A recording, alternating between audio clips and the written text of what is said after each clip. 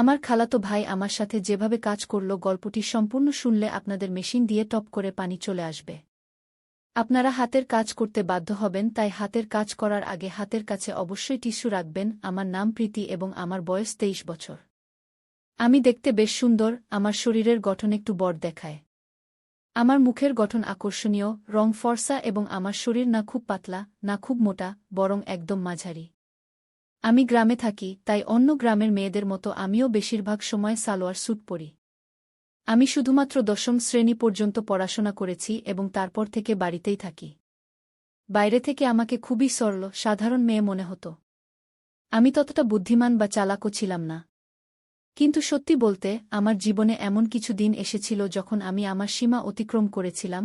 তখন জীবন আমাকে এমন কিছু শিখিয়েছিল যা আমি কখনো ভাবিনি।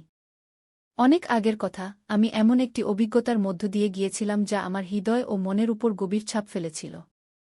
সেই সময় আমার রাহুল খালাতো ভাইয়ের সাথে পরিচয় হয়েছিল। আমার জীবনে তখন অনেক একাকিত্ব ছিল, কিন্তু রাহুল ভাইয়ের সাথে সময় কাটানো আমার ভালো লাগতে শুরু করেছিল।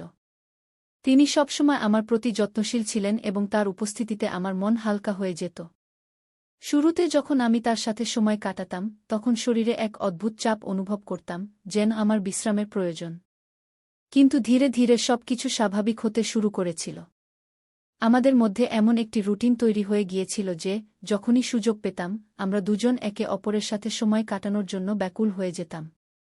যদিও যখন বাড়িতে অন্য লোকজন থাকত, তখন আমরা একটু ভয় পেতাম যে কেউ যেন আমাদের দেখে না ফেলে। কিন্তু কেউই আমাদের উপর সন্দেহ করত না, কারণ রাহুল ভাইজা আমাকে সবসময় দিদি বলে ডাকতেন। যাই হোক, আমি বয়সে তার থেকে 1 বছরের বড় ছিলাম। সেই সময় শীতকাল ছিল এবং সবাই নিজ নিজ ঘরে থাকত। রাতে সবাই তাড়াতাড়ি নিজ নিজ ঘরে ঘুমাতে চলে যেত। তখন আমি এবং রাহুল ভাইজা আলাদা ঘরে ঘুমাতাম। একদিন রাতে যখন আমি দরজা বন্ধ করে ঘুমাচ্ছিলাম, তখন এমন একটি ঘটনা ঘটেছিল যা আমার জীবনে একটি নতুন অভিজ্ঞতা যোগ করেছিল। ঘটনাটি ছিল এই যে, আমাদের বাড়ির একজন সদস্য, আমার খালা, খুব অসুস্থ হয়ে পড়েছিলেন। এই কারণে আমার মা এবং আমি খালাকে দেখতে তাদের বাড়িতে গিয়েছিলাম। তখন আমাদের পৌঁছে দিতে রাহুল ভাইজা গাড়ি নিয়ে এসেছিলেন। তিনি যখন প্রথমবার আমাকে দেখলেন, তখন বললেন, আপনি তো অনেক বড় হয়ে গেছেন দিদি। তখন আমি একটু হাসলাম। তারপর যখন আমরা গাড়িতে করে খালার বাড়ি যাচ্ছিলাম, তখন সন্ধ্যা 6টা বাজে গিয়েছিল। তখন আমাদের বাড়ি পৌঁছাতে দেরি হয়ে গিয়েছিল, তাই রাস্তায় কিছুটা অন্ধকার হয়ে গিয়েছিল। শীতের দিন ছিল, তাই 6টার মধ্যেই অন্ধকার হয়ে যেত। যখন আমরা বাড়ি পৌঁছালাম, তখন দেখলাম খালু রান্নাঘরে খাবার বানাচ্ছেন আর খালা বিছানায় শুয়ে আছেন। তখন আমার মা রান্নাঘরে গেলেন এবং খালুকে বললেন, যখন এত সমস্যা হচ্ছিল তখন আমাকে আগেই বলে দিলে না, এত কষ্ট নেওয়ার কি দরকার ছিল। পরে মা খাবার বানাতে লাগলেন আর আমি খালার কাছে বসে গেলাম। খালা আমাকে দেখে খুশি হলেন, কিন্তু তার অবস্থা বেশ খারাপ লাগছিল। কিছুক্ষণ পরে আমার মা খালাকে খাবার দিলেন এবং নিজের হাতে খাওয়ালেন। ঠিক সেই সময় রাহুল ভাইজা আমাকে ডাকলেন। তখন আমি তার দিকে তাকালাম এবং জিজ্ঞেস করলাম, কি হয়েছে ভাইজা? তিনি আমার দিকেই তাকিয়েছিলেন, যেন কিছু বলতে চাইছেন। তার কথাগুলো পরে আমাকে একটি নতুন অভিজ্ঞতা দিয়েছিল। রাতের খাবারের সময় যখন হল, আমি ঘরে গেলাম যেখানে রাহুল ভাইয়া খাবার খাচ্ছিলেন। তিনি আমাকে দেখেই বললেন, দিদি আসুন, একসাথে খাবার খাই। আমি না করে বললাম, না ভাইজা, আপনি আগে খান, আমি পরে খাব। কিন্তু তিনি জোর করে আমাকে বসালেন। আমিও ক্ষুধার্ত ছিলাম, তাই বেশি আপত্তি করিনি এবং আমরা দুজন একসাথে বসে খাবার খেতে লাগলাম। তখন আমরা দুজন খুব মজা করে খাবার খেলাম, কারণ খাবার আমরা একসাথে এনেছিলাম। খাবার শেষ হওয়ার পর আমি আমার মায়ের ঘরে ঘুমাতে যাচ্ছিলাম। ঠিক তখন রাহুল ভাইজা বললেন, দিদি যদি আপনার খারাপ না লাগে তাহলে আপনি এখানে আমার ঘরেই ঘুমিয়ে যান। তার এই কথা শুনে আমি হতবাক হয়ে গেলাম এবং বললাম, না ভাইজা, আমি মায়ের সাথে ঘুমাব। কিন্তু তখন বারবার তিনি আমাকে অনুরোধ করতে লাগলেন। শেষ পর্যন্ত আমি রাজি হয়ে গেলাম, ঠিক আছে, আমি এখানে ঘুমাব, কিন্তু আগে মাকে বলে দিতে চাই যে আমি আপনার ঘরে ঘুমাচ্ছি। এতে রাহুল ভাইজা নিজেই গিয়ে মাকে বললেন যে আমি তার ঘরে ঘুমাচ্ছি। এদিকে আমি আমার সালোয়ার কুর্তা বদলে ফেললাম, কারণ আমার কাপড় কিছুটা টাইট ছিল। যখন রাহুল ভাইজা আমাকে নতুন কাপড়ে দেখলেন, তখন হেসে বললেন, দিদি আপনি এই ড্রেসে অসাধারণ দেখাচ্ছেন, আপনি এত সুন্দর কেন? তখন আমি কিছু বললাম না, শুধু হেসে কথা বদলে দিলাম। পরে আমি চাদর গায়ে দিলাম এবং বিছানায় বসে গেলাম। রাহুল ভাইজাও তার ঘুমের ব্যবস্থা নিচে মেঝেতে করতে লাগলেন। তখন আমি বললাম, ভাইজা বিছানায় ঘুমিয়ে যান, এখানে যথেষ্ট জায়গা আছে। আমার কথা শুনে রাহুল ভাইজাও চাদর গায়ে দিয়ে আমার পাশে বসে গেলেন।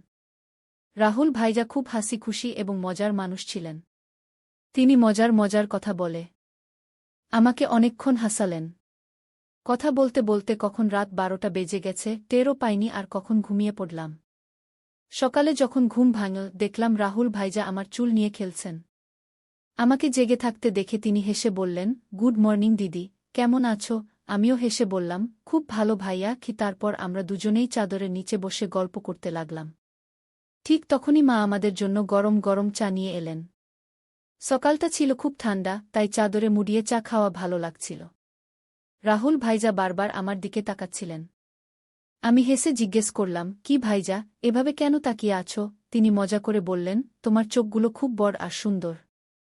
সত্যি বলছি দিদি, তোমার চোখে তাকালে মন খুশি হয়ে যায়। তখন আমি মজা করে বললাম, সকালে যখন আমি ঘুমাচ্ছিলাম তখন তুমি কি করছিলে? তিনি একটু হেসে বললেন, কিছু না দিদি, তোমার চুল ঠিক করছিলাম গু। রাহুল ভাইয়া দেখতে বেশ সুন্দর ছিলেন। তার মুখে তখনও দাড়িগোঁফ ওঠেনি, মুখটা ছিল খুব পরিষ্কার। আমার তুলনায় তার উচ্চতা একটু কম ছিল, কিন্তু তার কিছু আচরণ আমাকে মাঝে মাঝে অবাক করে দিত। সকালের সময়টা একটু ব্যস্ত ছিল। মা ঘরের কাজে ব্যস্ত ছিলেন আর খালু কাজে যাওয়ার জন্য প্রস্তুত হচ্ছিলেন। তখন আমিও মায়ের সাহায্য করতে লাগলাম। এর মধ্যে খালু খাবার প্যাক করে কাজে চলে গেলেন। আমার প্রতিদিন সকালে গোসল করার অভ্যাস ছিল, তাই আজও গোসল করতে বাথরুমের দিকে গেলাম। আমি জানতাম না যে রাহুল ভাইজাও তখন গোসল করছেন।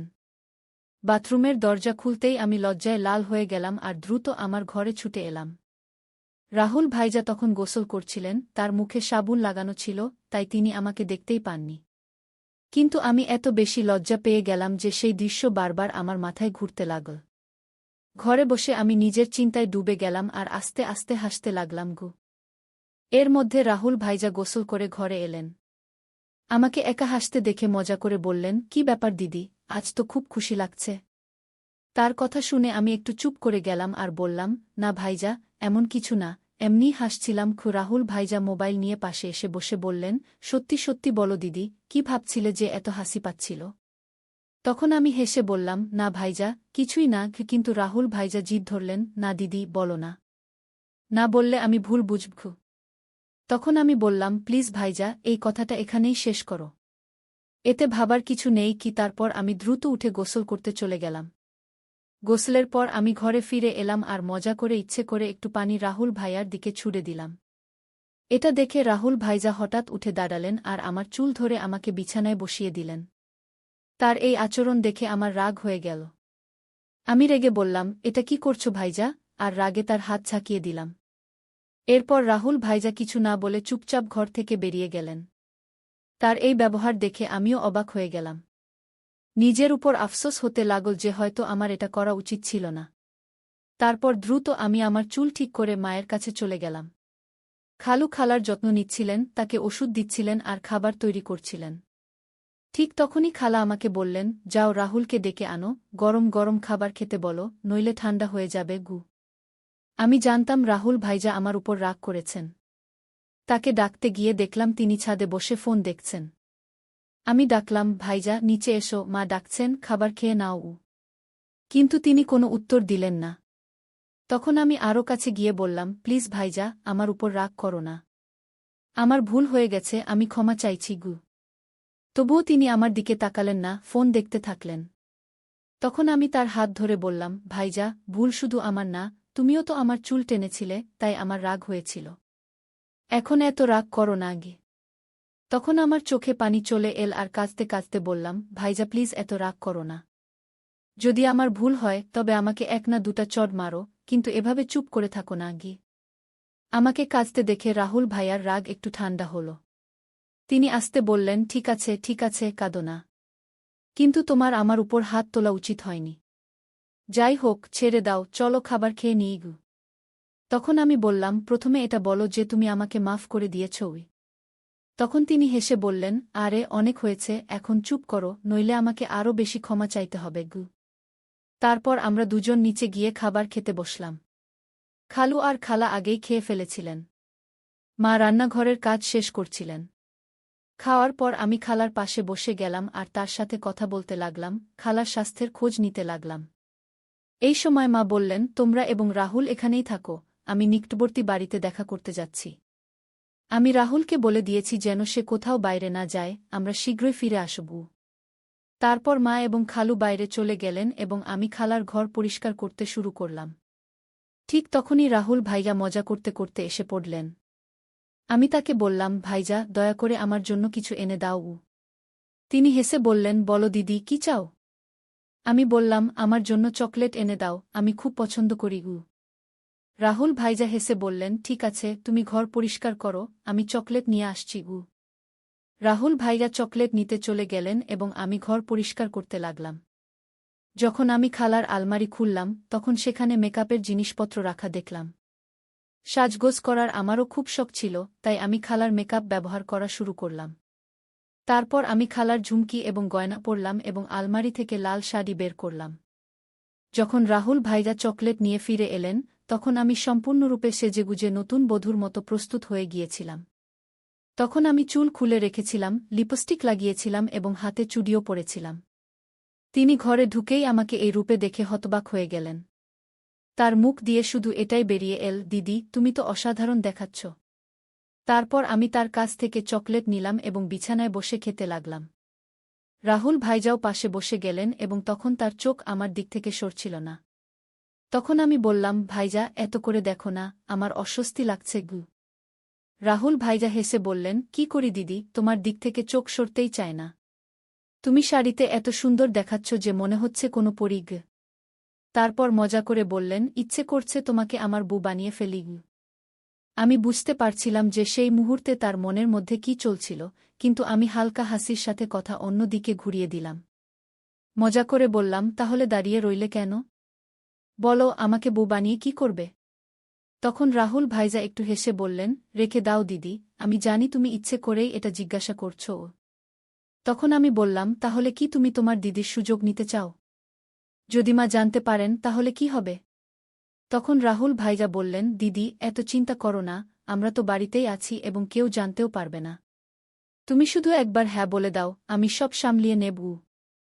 তখন আমি হেসে বললাম, তাহলে আগে বলো, তুমি এসব শাড়ি দেখে বলছো নাকি আগে থেকেই এমন ভাবছিলে? রাহুল ভাইজা হেসে বললেন, সত্যি বলতে, তুমি যেদিন থেকে এসেছ সেদিন থেকেই এমন লাগছে। যদি তুমি একবার রাজি হয়ে যাও তাহলে সব সহজ হয়ে যাবে। তখন আমি মজা করে বললাম, ঠিক আছে, যখন তুমি চাইবে আমি তোমার কথা মানব। কিন্তু তোমাকে তোমার দায়িত্ব ঠিকভাবে পালন করতে হবে। এতে ভাইয়া খুব খুশি হয়ে বললেন, থ্যাঙ্কস দিদি। আমি জানতাম তুমি আমাকে না বলবে না। তুমি সত্যিই সেরা। আমি বললাম, দাঁড়াও, এত প্রশংসা করার দরকার নেই। আর সন্ধ্যায় আমার জন্য আরও চকলেট আনতে ভুলো না। তখন রাহুল ভাইজা বললেন, ঠিক আছে দিদি, 1 মিনিট অপেক্ষা করো, আমি আসছি। যখন তিনি বাইরে চলে গেলেন তখন আমি একটু অস্বস্তি বোধ করলাম। যখন তিনি ফিরে এলেন তখন আমি বললাম, রাহুল ভাইজা, এই মুহূর্তে আমি একটু সমস্যায় আছি।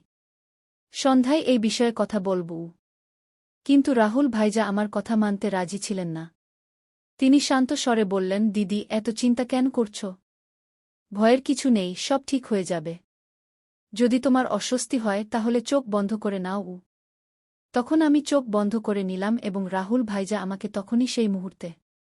ঠিক তখনই দরজায় হঠাৎ করাঘাত শোনা গেল, যাতে আমরা দুজনেই ভয় পেয়ে গেলাম। তখন রাহুল ভাইজা বললেন, দিদি, সমস্যা তো এই রাতের অপেক্ষায় আছে। প্রতিটি মিনিট ঘন্টার মতো লাগছে। ঠিক তখনই মা ডাক দিলেন, তোমাদের ভাইবোনের কথা শেষ হয়ে গেছে? তাহলে একটু কাজে হাত বাড়াও। মায়ের কথা শুনেই আমি উঠে যেতে লাগলাম, আর যেতে যেতে মজা করে বললাম, রাহুল ভাইজা, মনে রাখবে, যদি চকলেট না পাই তাহলে আমিও কিছু দেব না। এরপর আমি রান্নাঘরে চলে গেলাম। এই সময়ে খালুও বাড়ি ফিরে এসেছিলেন। তখন আমি তাদের খাবার পরিবেশন করলাম। খালা খুব ক্লান্ত ছিলেন, তিনি আমাদের সাথে কিছুক্ষণ বসে কথা বললেন, তারপর দ্রুত ঘুমিয়ে পড়লেন। মা খালাকে খাওয়াচ্ছিলেন আর ওষুধ দিচ্ছিলেন। আমিও আমার খাবার খেয়ে নিলাম আর সময় কাটানোর জন্য টিভি দেখতে লাগলাম। শীতের মৌসুম হওয়ায় আমরা দ্রুত বিছানায় চলে গেলাম, কিন্তু মা তখনও তার কাজে ব্যস্ত ছিলেন। তখন আমি খালার ঘরে গিয়ে বসে ফোনে ব্যস্ত হয়ে গেলাম। এতটাই মগ্ন ছিলাম যে বুঝতেই পারিনি কখন রাহুল খাবার খেয়ে তার ঘরে চলে গেল এবং আমার জন্য অপেক্ষা করছিল। আমি আমার নিয়মিত সিরিয়াল দেখতে ব্যস্ত ছিলাম। যখন আমি না গেলাম তখন রাহুল ভাইজা নিজেই আমাকে ডাকতে এলেন। ঘরে এসে ভাইজা বললেন, দিদি এসো, আমি তোমার জন্য অনেকক্ষণ থেকে অপেক্ষা করছি গু। ঠিক তখনই মা বললেন, কোনো সমস্যা নেই, যদি তুমি একা ঘুমাতে চাও তাহলে ঘুমিয়ে পড়ো। তোমার দিদি আমার সাথে ঘুমাবে গি। মায়ের কথা শুনে ভাইয়া দ্রুত বললেন, না না, আমরা শুধু কথা বলছিলাম। যাই হোক, কয়েকদিন পর তোমরা চলে যাবে, তখন কখন দেখা হবে কে জানে। আর দিদির সাথে খেলতে পারবু। তখন আমি মাকে আশ্বস্ত করে বললাম, মা, ভাইজা ঠিক বলছে গি। এরপর মা বললেন, ঠিক আছে, যেমন তোমরা চাও গি, এবং আমরা ঘরে চলে গেলাম। ঘরে যেতেই রাহুল ভাইজা দ্রুত দরজা বন্ধ করে দিলেন। তখন আমি বুঝে গেলাম যে ভাইজা আর অপেক্ষা করতে পারছেন না। কিন্তু তখনও মা আর খালু জেগেছিলেন, তাই আমি বললাম, ভাইজা একটু রাখো, সবাই ঘুমিয়ে পড়ুক, তারপর কথা বলবো। যদি কেউ আমার কথা শুনে ফেলে তাহলে সমস্যা হবে গু। ভাইজা বললেন, দিদি আর অপেক্ষা করা যায় না গি। ঠিক তখনই আমার চকলেটের কথা মনে পড়ল। আমি বললাম, ঠিক আছে ভাইয়া, কিন্তু আগে আমার চকলেট দাও। ভাইয়া তাড়াতাড়ি পকেট থেকে চকলেট বের করে দিলেন। এরপর আমি চকলেট খেতে লাগলাম আর ভাইজা পারফিউম লাগাতে লাগলেন। শুরুতে আমরা মজায় একটু একটু ঠাট্টাতামাশা করতে লাগলাম, এতে আমাদের মধ্যে মজার ঝগড়া শুরু হয়ে গেল। আমরা বিছানায় লাফাতে লাগলাম, কারণ আমাদের বয়স তখনও ছোট বাচ্চাদের মতো ছিল। ঠিক তখনই মা চিৎকার করে বললেন, প্রীতি, অনেক হয়েছে, এখন ঘুমিয়ে পড়ো, কারণ বিছানার শব্দ তাদের ঘর পর্যন্ত পৌঁছাচ্ছিল। এরপর রাহুল ভাইজা তাড়াতাড়ি মেঝেতে বিছানা পেতে দিলেন, যাতে শব্দ বন্ধ হয়ে যায়। তারপর রাহুল ভাইজা আমাকে রাত ৩টা বাজে পর্যন্ত ঘুমাতে দেওয়া হয়নি। সকালে যখন আমাদের চোখ খুল, তখন মা দরজায় কড়া নাড়ছিলেন। আমি বিছানায় ছিলাম কিন্তু উঠতে পারছিলাম না, তাই রাহুল ভাইজা আমাকে তুলে বিছানায় বসিয়ে দিলেন এবং নিজে দরজা খুলতে গেলেন। তখন মা আমাদের জন্য চা নিয়ে এলেন। আমাকে দেখে তিনি বললেন, আমি বলেছিলাম প্রীতি, সময়মতো ঘুমিয়ে পড়ো। এখন দেখো তোমার চোখ কত লাল হয়ে গেছে। আমার চোখ তখন সত্যিই লাল হয়ে গিয়েছিল। আমি কিছু না বলে চা পান শুরু করলাম, এমনকি মুখও ধুইনি, কারণ পুরো শরীর ব্যথায় ভেঙে পড়ছিল। মা চা রেখে চলে গেলেন। রাহুল ভাইজা যখন ঘরে এলেন, আমি রাগ করে বললাম, ভাইজা, আমি বলেছিলাম অল্প সময়ের জন্য, কিন্তু তুমি আমার কথা মানোনি। এখন দেখো আমার শরীর কত ক্লান্ত। আমি ঠিকভাবে দাঁড়াতেও পারছি না। যদি মা জিজ্ঞেস করেন আমি কি বলবো? তখন রাহুল ভাইয়া দ্রুত উত্তর দিলেন, দিদি, চিন্তা করো না। আমি মেডিকেল স্টোর থেকে ওষুধ নিয়ে আসছি। তা খেলে তোমার শরীর ঠিক হয়ে যাবে গু। এরপর আমি টানা ৪-৫ দিন ভাইয়াকে কাছে আসতে দিইনি। কিন্তু তার উৎসাহ কমেনি। সে প্রতিদিন আমার আশেপাশে ঘুরে বেড়াত এবং নিয়মিত চকলেট নিয়ে আসত। ভাইজা আমার সব কাজ করে দিত, আর আমি যা চাইতাম সে হাসতে হাসতে তা করে দিত। তাই আমিও এর মজা নিতে শুরু করলাম। কখনো তার কাছ থেকে পায়ের ম্যাসাজ করিয়ে নিতাম, কখনো মাথার ম্যাসাজ। মজায় কখনো হালকা করে মারতাম আর সারাদিন তার ফোনে সিরিয়াল দেখতাম। ৪-৫ দিন পর ভাইয়ার আচরণ বদলে গেল, তাই আমি তাকে বেশি কিছু বলিনি। একদিন আমরা দুপুরে বাড়িতে একা ছিলাম এবং অনেক মজা করলাম। সে দিন বাড়িতে কেউ ছিল না। ভাইজা আমাকে সারাদিন কোথাও বসতে দেয়নি, সবসময় নিজের কাছেই রাখত। এই ঘটনার পর আমি আর ভাইজা খুব সাধারণ হয়ে গেলাম। যখনই তার ইচ্ছা হতো সে আমাকে ঘরে ডাকত, আর আমি এখন এর অভ্যাসও করে ফেলেছিলাম। আমরা সেই দিনগুলোর পুরো মজা নিলাম। কিন্তু জীবনে প্রতিটি ভালো সময়ের পর একটি খারাপ সময়ও আসে, আর এই খারাপ সময়ও ভাইয়ার কারণেই এল। আসলে ২-০ দিন পর আমাদের গ্রামে ফিরতে হতো, কারণ এখন খালা বেশ সুস্থ হয়ে গিয়েছিলেন এবং আমরা সেখানে অনেক দিন হয়ে গিয়েছিলাম। তখন মা হঠাৎ ফেরার সিদ্ধান্ত নিলেন এবং বাবাকে কিছুই বলেননি। আমি আর ভাইজা যখন এটা শুনলাম, আমাদের একদম ভালো লাগল না। তখন ভাইজা বলল, দিদি, যাওয়ার আগে শেষবার একটু সময় দাও। কে জানে আবার কখন দেখা হবে। তখন ভেতর থেকে আমিও প্রস্তুত ছিলাম। কিন্তু সে দিন বাড়িতে সবাই ছিল, এমনকি খালু আজ বাড়িতেই ছিলেন। তখন খালু মাকে বললেন, দিদি, আজ থাকো। আমি কাল তোমাকে বাস স্ট্যান্ড পর্যন্ত ছেড়ে দেব। এটা শুনে আমি একটু খুশি হলাম, কারণ আমাদের কাছে এক রাত ছিল। তখন শেষ পর্যন্ত মাও রাজি হলেন। এরপর আমরা খুবই অধৈর্য হয়ে রাতের অপেক্ষা করতে লাগলাম।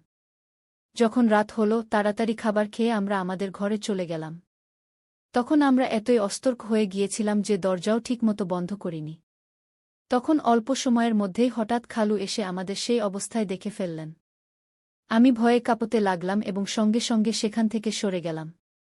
খালু তখন খুব রেগে গিয়েছিলেন, কিন্তু তিনি ধৈর্য ধরে পুরো পরিস্থিতি সামলে নিলেন। তিনি আমাদের উপর রাগ না করে আমাদের ভুলগুলো বোঝালেন এবং সেদিন আমাকে একটি বড় শিক্ষা দিলেন। তখন খালুর ভালোবাসা আর সহযোগিতায় আমরা পরিস্থিতি সামলে নিলাম। এরপর থেকে আমি আমার ভুলগুলো থেকে অনেক কিছু শিখেছি। সেই ঘটনার পর আমি কখনো এমন কিছু করিনি যাতে আমার পরিবারকে লজ্জিত হতে হয়। তাই বন্ধুরা, আমাদের জীবনে ভুল হতে পারে, কিন্তু সেগুলো থেকে শেখাটাই সবচেয়ে গুরুত্বপূর্ণ। যদি আপনার জীবনে কখনো এমন পরিস্থিতি আসে, তা সামলানোর চেষ্টা করুন এবং পরিবারের সাথে সবসময় খোলামেলা কথা বলুন। এই গল্প আমাদের শেখায় যে কোনো সম্পর্কেই সীমারেখা থাকা গুরুত্বপূর্ণ। অতিরিক্ত ঘনিষ্ঠতা কখনো কখনো ভুল বোঝাবুঝির কারণ হতে পারে। তাই আমাদের সবসময় নিজের এবং অন্যের সুবিধাকে প্রাধান্য দিতে হবে। পরিবারের পরিবেশ আর সম্পর্কের সম্মান করা খুবই গুরুত্বপূর্ণ। দরজা বন্ধ না করার ঘটনা একটি ছোট ভুল ছিল, কিন্তু এটি বড় সমস্যা তৈরি করেছিল। এ থেকে বোঝা যায় ছোট ছোট বিষয়েও সতর্ক থাকা উচিত, কারণ এগুলোর জীবনে বড় প্রভাব পড়তে পারে। তাই বন্ধুরা, এটা ছিল আমাদের আজকের ছোট্ট গল্প। আপনি এই গল্পটি কেমন লাগলো কমেন্ট করে অবশ্যই জানাবেন। যদি এটি আপনার পছন্দ হয় তবে এটি লাইক করুন এবং আপনার বন্ধুদের সাথে শেয়ার করুন। আরও এমন রোমাঞ্চকর গল্পের জন্য আমাদের চ্যানেলটি সাবস্ক্রাইব করুন এবং বেল আইকন টিপতে ভুলবেন না যাতে আপনি আমাদের কোনো গল্প মিস না করেন। ধন্যবাদ।